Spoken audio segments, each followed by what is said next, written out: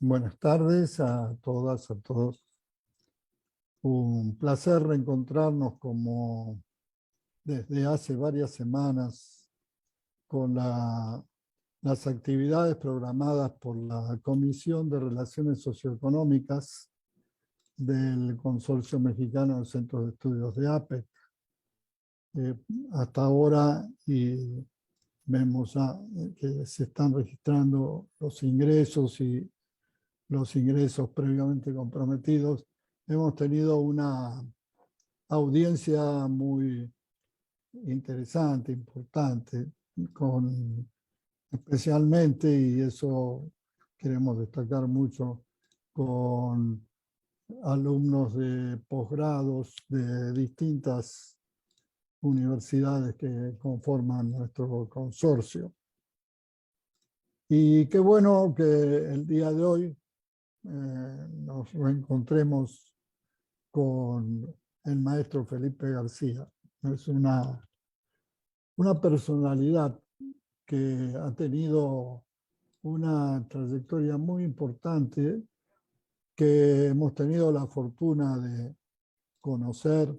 Está aquí, por ejemplo, también el maestro Luis Cuevas, que es testigo de todas las cooperaciones que hemos tenido en épocas de Pro México, cuando Felipe estaba en Beijing a cargo de esa muy prestigiosa organización, y hizo grandes aportes a la presencia de empresarios veracruzanos, llevándonos de la mano en muchos temas relacionados con las rondas de negocios, las recomendaciones sobre las distintas características de los sistemas de aranceles y restricciones fitosanitarias, en el caso nuestro, que llevamos muchos productos derivados de la agricultura, agroindustria, pero también muchos productos primarios, digamos. El maestro Felipe, además, tiene una larga trayectoria de 15 años relacionadas con el comercio internacional. Él ha participado y es miembro de instituciones como el COMSE, como el Consejo para la Cooperación Económica de Asia-Pacífico, la PEC, ¿no? Él es maestro en Ingeniería y Sistemas de Calidad y Productividad del TEC de Monterrey. Especialidad en negocios, idiomas, cultura china, a través de las universidades muy importantes, Fudan, Zhejiang en China, capacitado, formado en protocolo diplomático, regulaciones internacionales y desarrollo de estrategias de promoción comercial y turística por el Instituto Matías Romero. Actualmente ha finalizado una especialidad en marketing y marketing digital por London Business School. Entonces, para nosotros, recibir en este ciclo a Felipe es realmente un placer. Y está tratando con nosotros, estará tratando con nosotros estrategias de promoción y de inversión entre China y México. Entonces, me queda cederle la palabra a Felipe, solicitar a todos los participantes que nos envíen las preguntas para que luego el maestro pueda tener posibilidad de ampliar algunos de los temas que sean de mayor interés para los asistentes. Así que, Felipe, muchas gracias y adelante, por favor. Doctor Aníbal, muchísimas gracias. A Luis, un viejo amigo, también muchos años que tengo de conocer. y con quien hemos sido compañeros de aventuras en muchos aspectos. Le agradezco mucho la introducción. Trataremos de ser lo bastante breves y concisos. La intención es transmitir a ustedes lo que hemos visto en los últimos 3 años con la cuestión de la pandemia y lo que ha sucedido con el tema del COVID. Creo que para todos fue un cambio de 180 grados. Ya no solamente la labor y la conexión que teníamos o el trabajo de relación directamente con China. eh, Uno, derivado a las limitaciones de viaje. Dos, al impacto en las cadenas de proveeduría a nivel global. Y tres, la alta demanda que empezó a existir para la diversificación y unos términos que me gustaría mostrar ahorita en mi presentación. De hecho, si me permite, me gustaría hacer una breve presentación, meramente como guía, pero me quiero basar básicamente en las estrategias que hemos seguido o que se han seguido para poder fortalecer esta relación bilateral.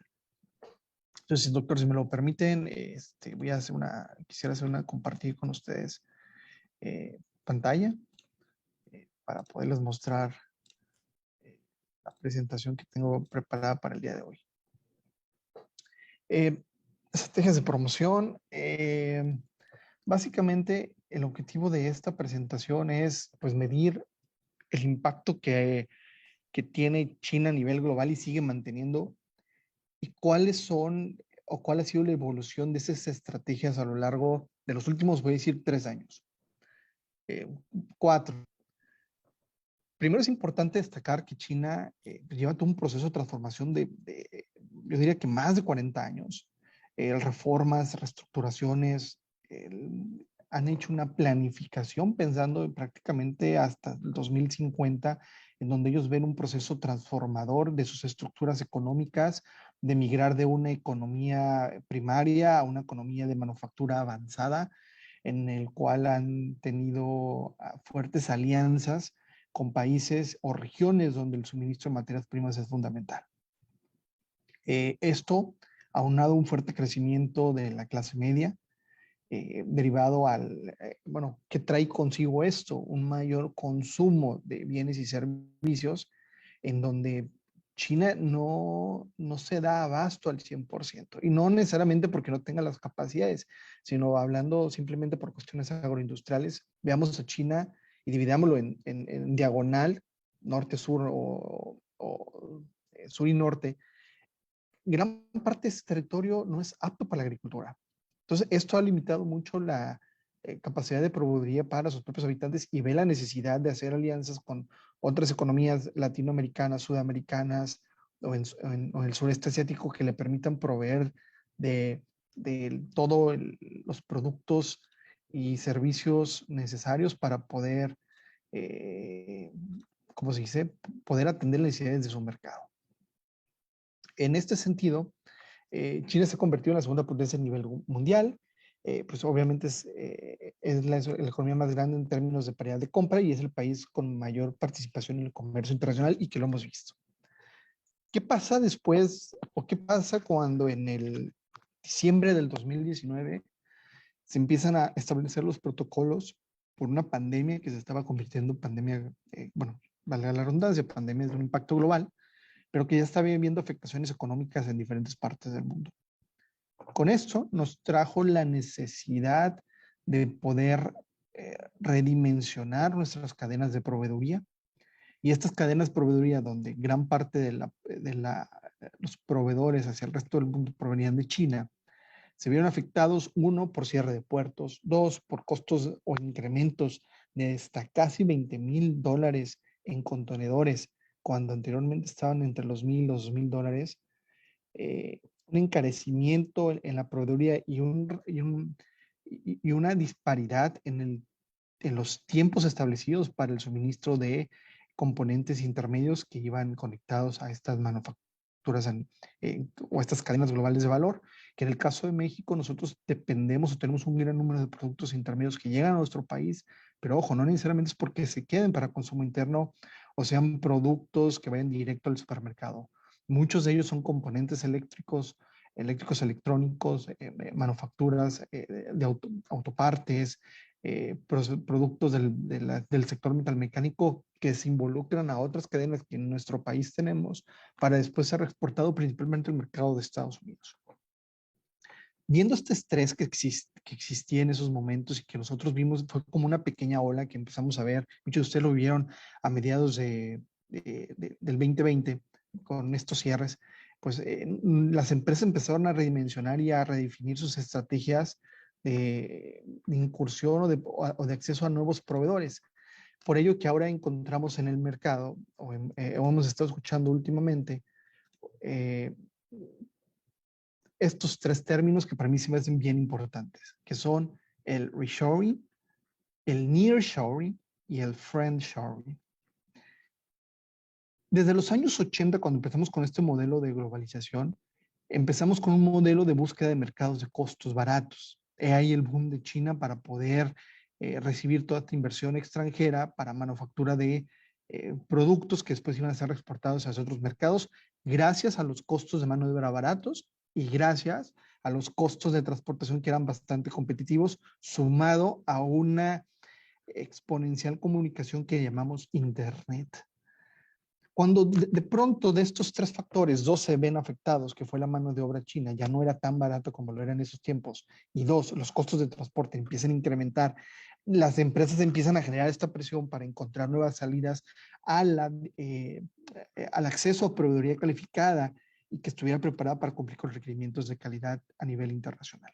De ahí se plantea el reshoring, que básicamente es tratar de reducir los riesgos, aumentando proveedores que se encuentren en otras áreas, no necesariamente en un solo punto, tal vez incrementar los inventarios y en algún momento llegar a la reubicación de la planta de producción a un lugar que esté mucho más cercano o que se encuentre cerca del punto de producción de origen.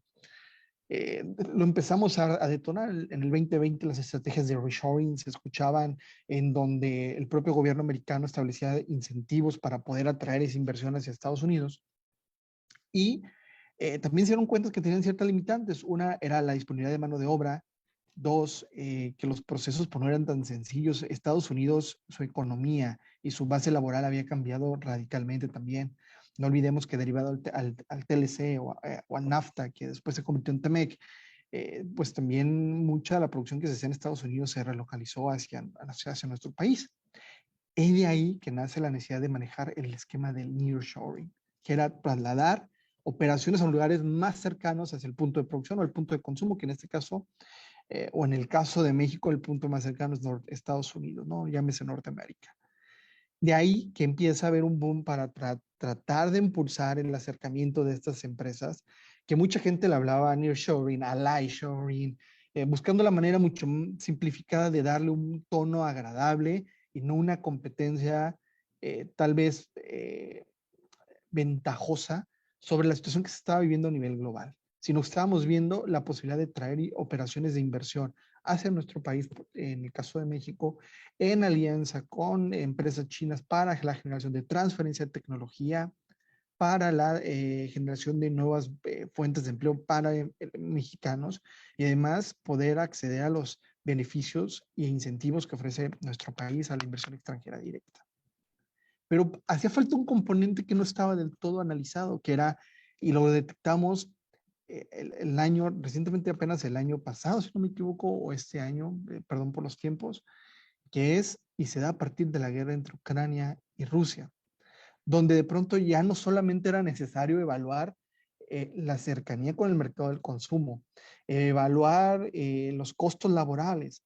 Ahora era importante poder evaluar o poder certificar la certidumbre o aquellas relaciones de confianza con países que fueran afines ya políticamente o que fueran confiables en su operación, donde disminuyera el impacto de riesgo económico y político de nuestras relaciones hablando como empresa. Es de ahí que nace la tecnología del friendshoring. Ya con esto estas nuevas tendencias, nos damos cada vez cuenta que la selección o la determinación de proyectos de inversión van a ir anclados a factores de mano de obra, cercanía a los puntos de consumo, países estable políticamente que tengan certidumbre en algún aspecto económica o que tengan finanzas sanas que les permita operar en un marco de legalidad eh, con el respaldo internacional que esto requiere, ¿no? Que entre ambos países, el país de origen de la empresa y el país donde se está haciendo la producción, también existen canales de comunicación para solventar cualquier diferencia. Entonces, esto ha hecho mucho más complejo la relación y por ende nos va a llevar a que nuestras mismas estrategias de promoción cambien. Ya no solamente es vente, soy barato, vente, estoy cerca. Es vente, soy confiable, vente, tengo estabilidad y vente, tengo capacidad de producción que puede abastecer las demandas que tú requieres y que además tengo políticas sustentables que me van a permitir combatir o hacer frente a cualquier situación que se pueda presentar, llámese de salud, seguridad o económica. Para ello, eh, estas estrategias nos han inculcado, eh, voy a llamar a utilizar nuevos esquemas de promoción. Dentro de estos nuevos esquemas de promoción y para aquellos que han estado involucrados en la cuestión del marketing normal o marketing comercial, pues existen varias estrategias para llamar la atención de tu mercado meta.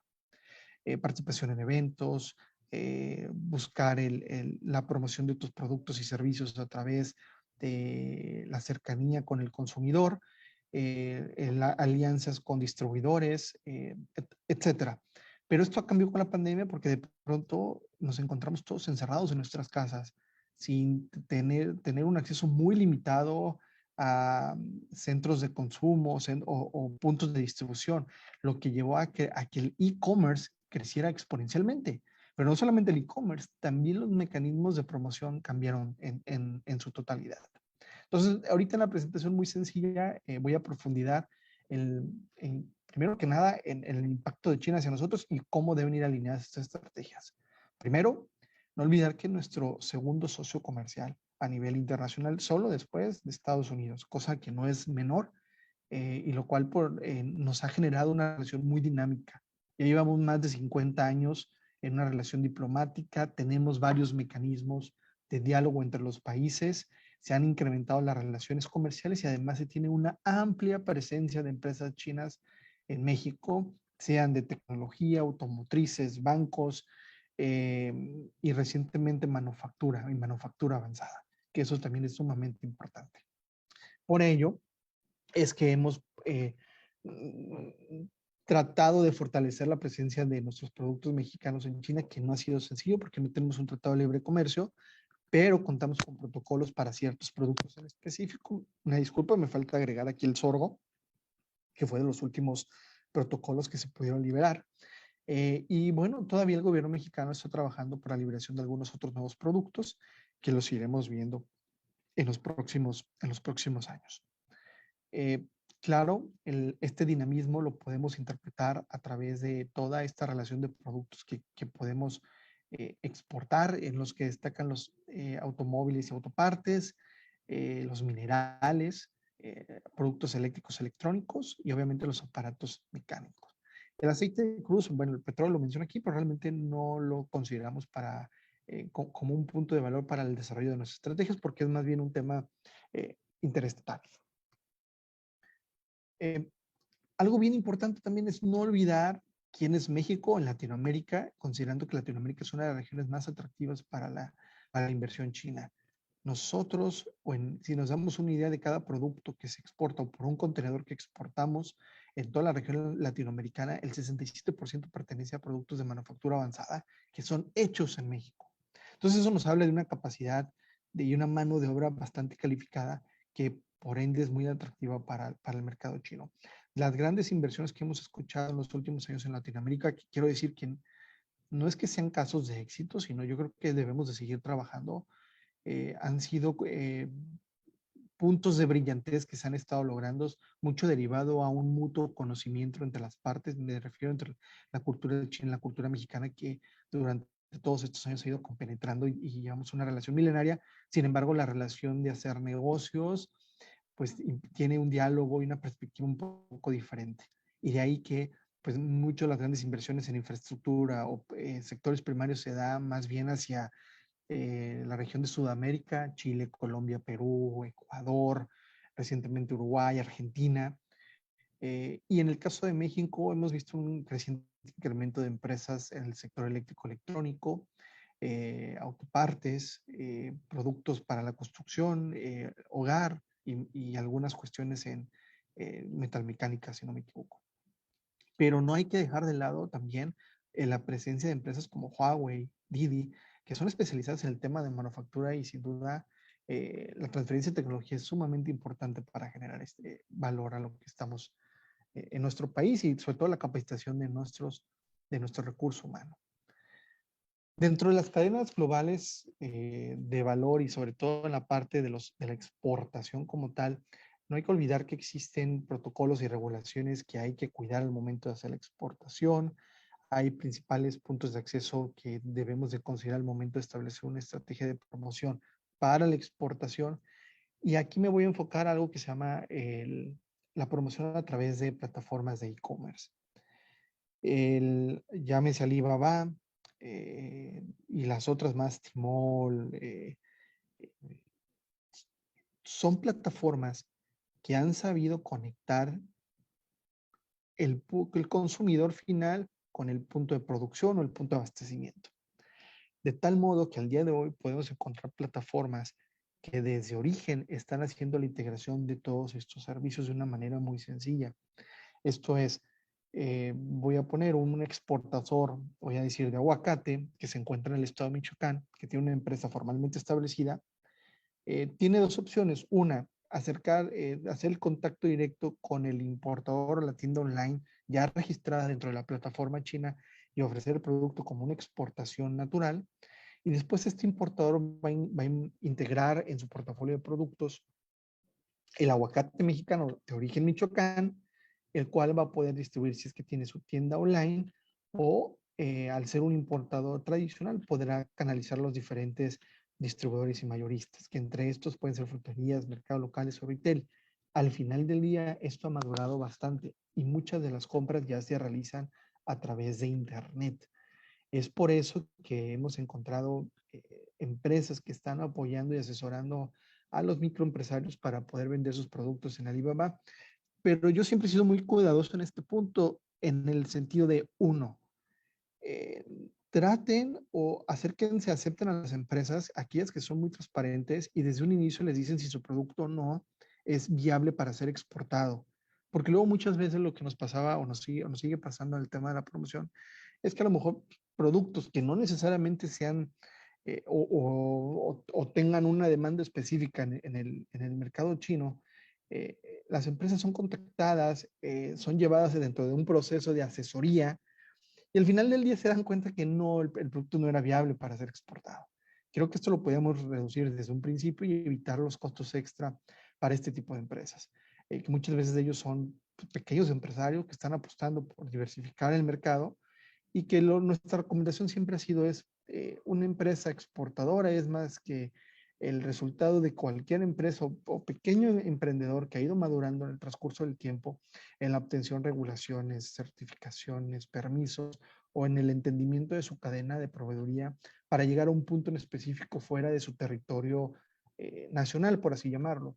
¿Por qué? Por los riesgos que esto implica, el conocimiento que se necesita y por ende también el tipo de manejo del producto que debe tener, ¿no? Desde un etiquetado, desde adecuaciones necesarias para el mercado de destino y la relación con los diferentes importadores con los que se tenga vinculación.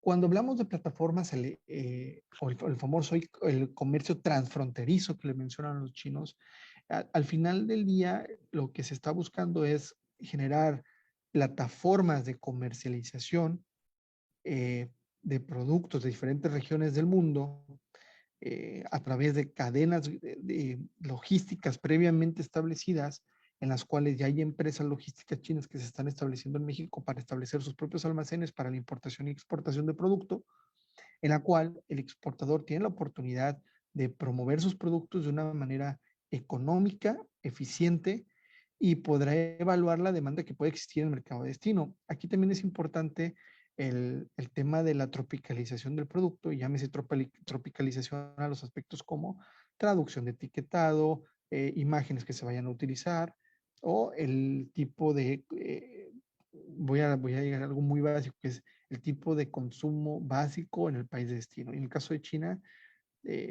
pues ver, a lo mejor puede haber alguien que esté muy motivado en poder ofrecer sus salsas, pero hay que entender que el 1.400.000 1.400.000 de chinos que existen no te las van a comprar. Es un nicho de mercado muy específico, pero que hay mercado y que hay que detectarlo y hay que focalizarlo. Para ello existen plataformas serias que se han establecido a lo largo de los últimos años, y el China International Import and Export es un evento que fue creado con ese fin, el cómo garantizar que los proveedores serios y confiables puedan llegar al mercado chino de una manera directa, sin tanta intermediación, y sobre todo facilitando la proveeduría de productos que de momento pues no se tenían. Muchos de estos eventos empezaron ojo, aquí vemos en el fondo de la imagen una imagen de un evento físico que apenas están empezando a verse, pero esto en el 2021 y 2020 prácticamente eran eventos virtuales donde se tenían reuniones uno a uno, como las que tenemos en el día de hoy, y donde el esquema de transmitir, la forma de transmitir el mensaje cambió rotundamente, ¿no? No era el, oye, te muestro, oye, quiero que veas mi producto, pruébalo, sino, hey, estas son mis credenciales, he creado un brochure específico para ti, mi página web la he evolucionado de tal forma que puedas ver un mayor número de especificaciones, y además estoy haciendo mucho más transparente la información de mi empresa, y también estoy mostrando las credenciales que me evalúan como un proveedor confiable. Voy a dar un ejemplo que a lo mejor muchos de ustedes van a entender. Eh, Muchos de ustedes ubican un comediante que se llama Franco Escamilla. Franco Escamilla, cuando inició subiendo sus videos en YouTube, mucha gente lo criticaba de por qué subía a redes sociales sus monólogos. Y él decía, es que yo necesito llegar a más número de gente. Y en cambio, los demás comediantes se los reservaban porque creían que iban a poder tener alguna pérdida de estos sketch que ellos preparan antes de subirse al escenario, y pues eran muy reservados. Comento esto porque lo mismo pasaba con el sector empresarial. Únicamente mostrábamos en las páginas web o en nuestros sitios de internet información meramente necesaria, muy flat, muy sencillo, como un punto de contacto y nada más. Al día de hoy, las empresas que realmente quieran vender, ya no solamente o seguir vendiendo sus ventas, necesitan ser mucho más transparentes en las redes sociales, y me refiero, perdón, en sus sitios web o en su estrategia de plataforma virtual, porque es la manera en que se está haciendo contacto y se están haciendo los due diligence al momento de determinar o poder analizar un potencial proveedor. Es por ello que los eventos internacionales actualmente ya cuentan con la modalidad de presencial y virtual, donde diferentes proveedores de parte del mundo pueden participar, así como los compradores en otras regiones. Me gustaría mencionar algunas de las empresas que actualmente tienen presencia en China, que ya están ubicadas de manera directa, y que pues son empresas grandes que están haciendo ya un proceso de maduración de sus productos y servicios para el mercado chino, y que cuentan con mucha experiencia al respecto. En el caso de, perdón, e-commerce. En el caso de lo que mencionamos anteriormente, el e-commerce y las plataformas de Internet, aquí me voy a hacer un paréntesis porque dentro de las estrategias de promoción para la atracción de inversión ha tomado gran relevancia, y sobre todo el tema del WeChat. El WeChat o plataformas que estén ancladas o páginas web que tengan visibilidad dentro del firewall, si no me equivoco, chino. ¿Qué es esto? Normalmente nosotros aquí en México estamos acostumbrados a abrir cualquier tipo de página web, ya sea .com, .com.mx, las que a ustedes se les ocurran. En China no sucede igual. De hecho, en muchos de los criterios para poder aperturar estas páginas web, el gobierno chino pide que tengan terminación .cn y que estén avalados por el gobierno chino. Entonces muchos creemos que para poder entrar, pues es simplemente le mando el link y que vea mi información, y no es así. El WeChat se ha convertido en una plataforma digital que ha ido cambiando la manera de hacer y de vivir en China. En WeChat, y el doctor y los que han tenido la oportunidad, y no me dejarán mentir, pueden pagar, pueden revisar, comunicar, transferir. eh, es más, es más factible dejar la billetera en casa que dejar el celular, y mucho menos la aplicación de WeChat, porque hasta las personas que te piden dinero en la calle ya tienen sus propios códigos de WeChat para que no se te complique la vida. Entonces, esto ha sido un desarrollo tecnológico que en Occidente todavía no lo vemos integrado como tal. WhatsApp o Facebook en algún momento están haciendo algunos esfuerzos, o tenemos esfuerzos individuales de los diferentes bancos o plataformas de intercambio monetario, pero como WeChat no. De hecho, WeChat ha migrado a ser hasta una plataforma de gestión empresarial.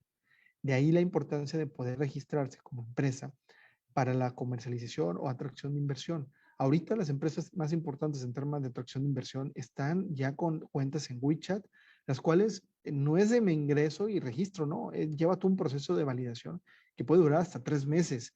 Eh, y esto no te garantiza que te vayan a dar el registro, no. Pero ya una vez estando adentro, es un cambio radical, ya que tienes acceso a un número o a un mayor número de potenciales clientes, puedes transmitir información tropicalizada a las necesidades del usuario final y además puedes dar a conocer tus productos o servicios o simplemente dar un mensaje para poder atraer la atención de aquellas empresas que estén buscando diversificar sus operaciones fuera de China.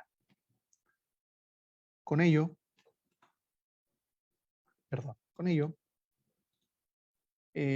pues bueno, esto nos ha llevado a que dentro de estas estrategias de conocimiento de la marca país, de conocimiento que es México, donde se les ha dado videos, hemos trabajado o se trabajó en su momento en webinars, se trabajó también en el desarrollo de actividades que pudieran interactuar de manera virtual con el usuario final para que ellos pudieran tener mayor acceso a información de nuestro país. Un caso, o por mencionar algún tema en particular, ejemplo del gobierno mexicano, es esta página de Invest en México que crearon con el objetivo de poner de forma virtual toda la información necesaria para poder invertir. Sin duda, lo hicieron de manera muy genérica para diferentes regiones del mundo, y en el caso de atracción de inversión en China, pues sí habría que trabajar en una tropicalización en cuestión del idioma. Los tomadores de decisiones, muchos de ellos están arriba de los 35, 40 años, no hablan necesariamente el inglés, pero son los que toman la decisión al final del día y se apoyan mucho de sus equipos o de sus nuevos equipos, los cuales muchos de ellos traen muy buen nivel de idioma. Sin embargo, aún hay un lag o hay un gap de comunicación o de información que se pierde entre la traducción contra la información que recibe el toma de decisión final. Entonces ahí para nosotros es una gran responsabilidad poder trabajar y poder focalizar nuestros esfuerzos a desarrollar estrategias digitales que nos permitan eh, poder ofrecer, poder establecer vínculos con el mercado chino de una manera mucho más eficiente, y considerando aún que no podemos viajar, que está un poco limitado el acceso a las visas, o simplemente los periodos de cuarentena todavía son muy altos para los viajes de negocio que se pueden hacer. Y el aspecto digital y las alianzas con contrapartes chinas poco a poco están tomando mayor sentido. Nos hemos hecho un poco más familiarizados con esta dinámica, y no olvidar que existen plataformas como las embajadas, las universidades y en este caso o personas con vasta experiencia como el doctor Aníbal, que sin duda sirven de pivotes para que esta relación pueda seguirse manteniendo y seguir creciendo al ritmo que hemos llevado. Dentro de los sectores que hemos recibido inversión china en nuestro país ha sido obviamente energía, eléctrico, electrónico, autopartes, minería, energías renovables e infraestructura. Eh, con esto, pues obviamente ha incrementado la cooperación entre ambos países, nos ha permitido establecer vehículos financieros que facilitan las operaciones comerciales, sobre todo el tema de yuanes, por ejemplo, ahí con el Bank of China o el ICBC, que se acaba de establecer una oficina también de promoción. Se ha fortalecido la presencia de nuestras empresas mexicanas en China, y obviamente se ha aperturado se ha aperturado la vasta relación comercial que tenemos en oportunidades de exportación hacia este mercado.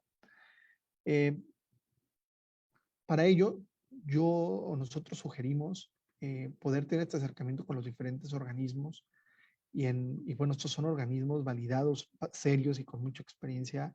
Llámese CIPA, que es la Agencia de Promoción de Atracción de Inversión China, el CCPIT, el Consejo de Promoción, obviamente Relaciones Exteriores a través de todas sus embajadas, cámaras empresariales, o hasta el mismo Ministerio de Relaciones Exteriores, que vendría siendo la embajada y la oficina comercial que se tiene aquí en la Ciudad de México, que todos ellos están trabajando de una manera sincrónica para poder lograr que esta relación siga fortaleciéndose. En el 20, si no me equivoco, el 19 fue un año bastante complicado en términos de relación en números comercial, pero del 2020 en adelante ha sido un incremento y puedo decir que hasta números récords. Entonces, hemos sabido entender la nueva dinámica de promoción y las nuevas estrategias para establecimiento de vínculos con China sin necesidad de estar de manera presencial. Hemos desarrollado webinars o llámese seminarios virtuales en los cuales seguimos manteniendo este intercambio de información y además el manejo de redes sociales. No sé si ustedes han visto, por ejemplo, que las embajadas chinas o organismos chinos tienen Twitter, tratando de transmitir y tener un acercamiento a nosotros. Si ellos lo están haciendo con las redes occidentales, nosotros debemos de estar trabajando con las redes chinas. Por ejemplo, le llaman el Google chino, que es Baidu, pero es una plataforma muy completa de intercambio de información. El WeChat, que es una mezcla entre, híjole, yo diría que casi todas las plataformas o redes sociales que tenemos en Occidente, porque te maneja el WhatsApp, funciona como Facebook, también tiene esa simplicidad del Twitter, puedes ver, tiene toques obviamente, de esta eh, YouTube, bueno, entre otras.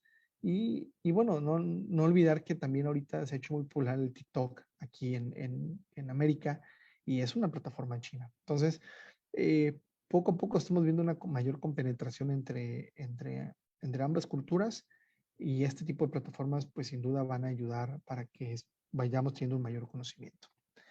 Creo que me extendí un poquito más de los minutos que se tenían preparados, doctor, pero la idea era tratar de dar un pequeño overview de lo que hemos visto en estos últimos 3 años y cuáles han sido las tendencias donde básicamente la labor de promoción cambió de participar en eventos y dando exposiciones a desarrollar estrategias de marketing digital por medio de las redes sociales y de plataformas digitales. Gracias. Muy bien, Felipe. No, excelente presentación. Podría seguir mucho más porque estamos aprendiendo mucho con tu presentación, porque además revela no solamente tu experiencia, sino tu proceso permanente de actualización sobre este tema. Estamos esperando algunas preguntas, pero mientras yo quería hacerte un par de ellas, porque pues sí son aspectos preocupantes en la coyuntura, sobre todo como tú citas a partir del conflicto entre Ucrania y Rusia, y que se vinculan mucho a las cadenas globales de valor y especialmente en ese punto nodal que tocaste, que fue el friendshoring.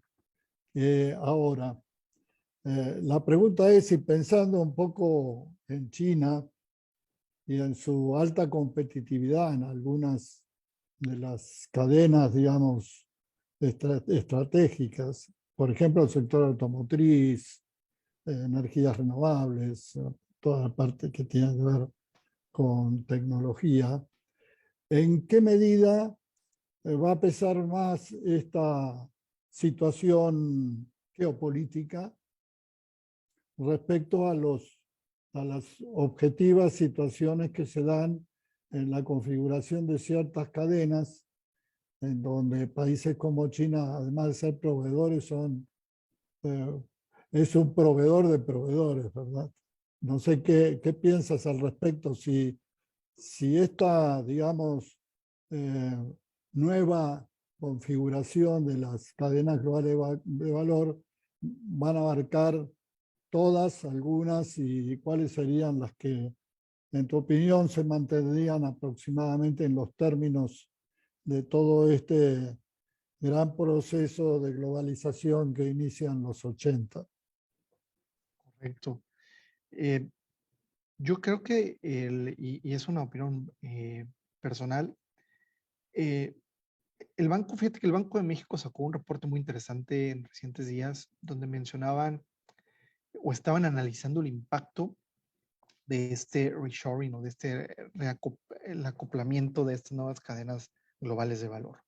¿Cómo se ha dado? Bueno, en principio, la operatividad se seguía manteniendo desde China, se sigue manteniendo. Yo creo que todavía algunas cadenas van a seguir, sobre todo en aquellas donde son de cadenas de productos eh, no de alta especialización, pero que a lo mejor requieren, que son intensivas en, en ciertos procesos de diseño, como puede ser el molde. El desarrollo del molde es muy costoso en otras partes del mundo, comparación de China. En China es muy económico hacer un molde. Entonces, el aspecto cambiante de los diseños o la interpretación de la adecuación de los productos en base a estas cadenas de valor, pues sí tiene una implicación importante para poder hacer un reajuste. Portugal es una región que tiene un gran centro de desarrollo de moldes y a lo mejor pudiera parecer algo muy sencillo, pero lo es todo, porque es ahí donde se puede trabajar a nivel escala o en una economía en escala en producción para poder abastecer las necesidades de diferentes mercados. ¿Qué se está haciendo?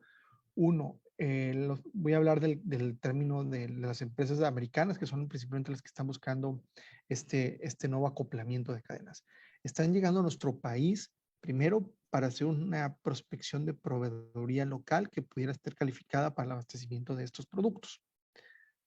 Si no encuentran la proveeduría como tal o no encuentran el eslabón que puedan encadenar desde otro punto o diversificar desde otra región del mundo, lo que hacen es incentivan a través de negociaciones con la contraparte china para el establecimiento de la operación en otra parte, aunque siga todavía dependiendo de la razón social china. Es por ello que ahorita en un principio veíamos en el 2020-2021 fuertes brigadas de empresarios americanos que estaban haciendo visitas en diferentes regiones de México, tratando de localizar proveeduría en diferentes aspectos. ¿Qué detectaron? Pues básicamente se dieron cuenta que en el aspecto metalmecánico somos bastante competitivos, sin embargo, la capacidad de producción no es suficiente. Necesitamos todavía un extra en inversión porque calculamos que en algunos procesos podemos llegar a ser hasta un 80% eficientes, o perdón, autosuficientes, pero en otros estamos hasta un 30%. Entonces nos queda un gap bastante grande. En ese sentido, lo que están tratando de hacer o buscaron hacer fueron alianzas estratégicas entre estos proveedores con los proveedores chinos para establecer puntos de colaboración. Sin embargo, ahí fue el punto de quiebre porque no estamos acostumbrados, o al menos el empresario chino es muy, ¿cómo llamarlo? Busca tener mayor grado de participación y de toma de decisión dentro de estas negociaciones, tomando en cuenta que las empresas mexicanas no necesariamente buscan este punto. Las empresas mexicanas buscan, sobre todo las empresas medianas, es diversificar, crecer, no necesariamente la inyección en capital. Y lo que más se les complica es el know-how, que es el que buscan traer desde la contraparte china. Y por tercera fue, pues, tomaron la decisión de poderse, los chinos tomaron la decisión de poder moverse. La limitante fue que no podían viajar para hacer un análisis y prospección del site selection. Y por ende, esto llevó a que hubiera, y lo digo con todo respeto, hubo un boom de expertos chinólogos, que ahora todo el mundo es experto en China y, bueno, humildemente yo digo que es difícil ser experto de algo que es tan cambiante cada 5 minutos.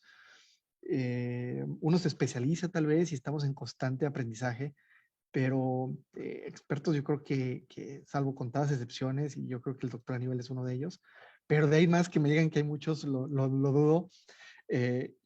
Y esto llevó a que fueran mal asesorados, llevó a un mal asesoramiento, precios altos, una pelea entre los propios gobiernos por atracción de los proyectos, dando incentivos que estaban fuera de sus políticas de atracción e inversión. Y bueno, complicó bastante la situación, que al final del día se ha ido moderando, pero tenemos todavía muchos focos rojos en el camino que hemos estado subsanando. Los chinos aprendieron a cómo hacer negocios con los mexicanos entendimos cómo había que atender a los chinos. Al principio nos sentíamos muy celosos porque de pronto la misma empresa llegaba con un proveedor como llegaba con todos y no entendían que es parte de la filosofía. Ellos siempre van a llegar platicando con todos, nunca se quedan con la primera impresión o no escogen 3 o 4, no, ellos tratan de ir con todos para poderse hacer una idea y tomar la mejor decisión. Es parte de su fisiología.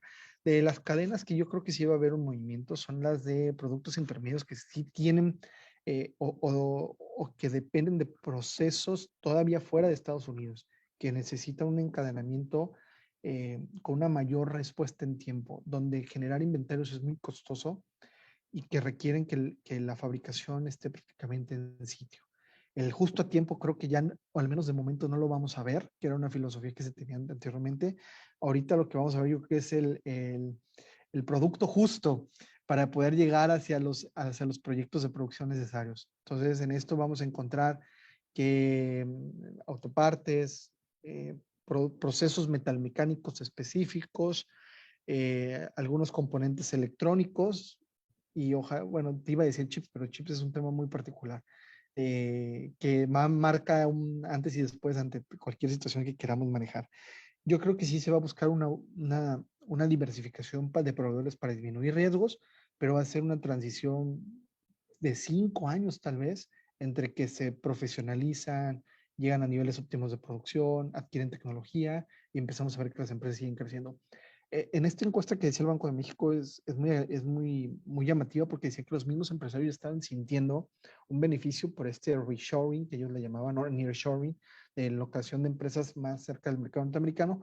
¿Y por qué lo veían? Lo sentían porque pues veía una mayor demanda de empresas extranjeras de servicios enfocados a temas de inversión o para atender a empresas extranjeras ya ubicadas en nuestro país, una mayor demanda de cierta, de cierta proveeduría en particular y en la diversificación. Muchos de ellos han aprendido durante la pandemia a exportar y exportar más, y sobre todo al mercado norteamericano porque el mercado sí lo demandó. Perdón, espero haber contestado la pregunta. Sí, muchas No haberme gracias, perdido Felipe. mucho. Muy, muy importante el tema, además. Eh, mientras espero las preguntas, yo sé que no es fácil, hay algunas dificultades con mi conexión con Facebook. Puede haberlas si en caso de que hubiera algunas preguntas que yo no pudiera transmitirte, con mucho gusto te agradecería si las enviamos que las pudieras contestar. Un tema que de todas maneras vamos a aprovechar porque son cuestiones además que nos preocupan mucho acá en el estado de Veracruz, seguramente Luis estará de acuerdo con esto. Tu evaluación, tú estuviste muy cerca del análisis de justamente los protocolos, especialmente aspectos zoosanitarios, fitosanitarios, y vi la lista actual y veo que hay una buena parte de productos que ya estaban hace algunos años. Entonces, sigue siendo una pregunta importante. ¿Cómo evalúas que está en este momento el tratamiento de los protocolos zoosanitarios, fitosanitarios y especialmente qué es lo que pueden hacer los productores en favor de acelerar alguna de los productos que, por ejemplo, aquí en el estado de Veracruz sería importante destrabar? ¿Qué, ¿Cuáles serían las acciones que tú consideras necesarias o importantes de parte del sector empresarial, no solamente las gestiones que están haciendo la Secretaría y la Embajada, ¿verdad? Claro. Aquí la recomendación principal que le damos al sector productivo es trabajar en una estrategia de comunicación unificada, voy a decir, no quiero decir sectorial, sino por producto, por cadena producto, creo que le llaman, el, para poder impulsar cualquier protocolo o cualquier relación comercial que se quiera establecer, sobre todo con el mercado chino. Es bien importante, puede haber empresas en lo particular que tengan una gran necesidad de poder vender sus productos en el exterior.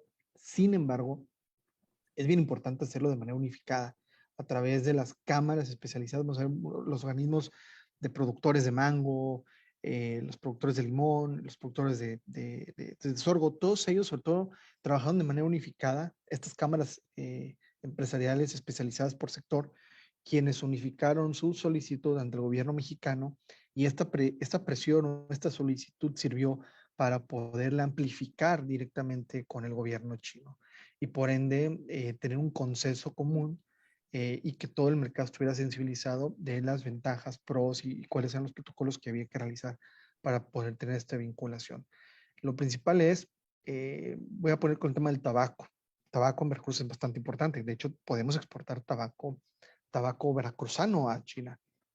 Y esto gracias a la estrategia que hizo el organismo empresarial especializado en el tema de tabaco, quien se sentó su presidente y toda su comitiva con el gobierno mexicano, planteó la necesidad y obviamente también hubo una demanda y una necesidad también por parte de China, donde permitió que las autoridades de ambos países pudieran sentarse y pudieran dialogar al respecto. Si de momento apenas están trabajando en la identificación de la oportunidad, si están queriendo evaluar si el mercado realmente va a ser perceptible, voy a poner un ejemplo para el caso, no sé, como el caso del plátano, ¿no? Que también fue un caso de éxito.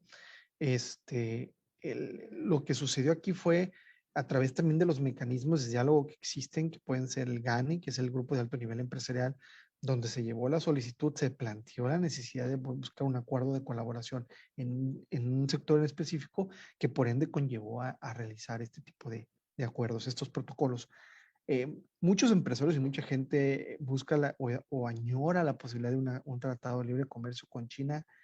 Es difícil por las diferentes implicaciones que esto conlleva, vamos a decir, el efecto mariposa que puede generar, porque a lo mejor puedo abrirle la puerta, nos abren la puerta en un sector, pero a cambio nos piden otra negociación aparte que a lo mejor puede desbalancear ya la relación comercial que tenemos. Entonces lo importante es ir creciendo, ir madurando, ir entrenando a nuestro sector empresarial para no nortearse tanto y orientarse un poco más, que eso sin duda va a ir dando muy buenos beneficios. De hecho, el eje económico se está moviendo hacia lo estamos viendo y lo que queremos, yo creo que parte de las jóvenes y los jóvenes que están ahorita conectados, que seguramente lo están oyendo, muchos de ellos ya ven las novelas coreanas, les gusta la comida japonesa o añoran por hacer un maestría o un curso en China. Entonces esto nos está hablando ya de un fuerte interés cuando a nosotros nos tocó en nuestros tiempos era ir a Estados Unidos o ir a Europa.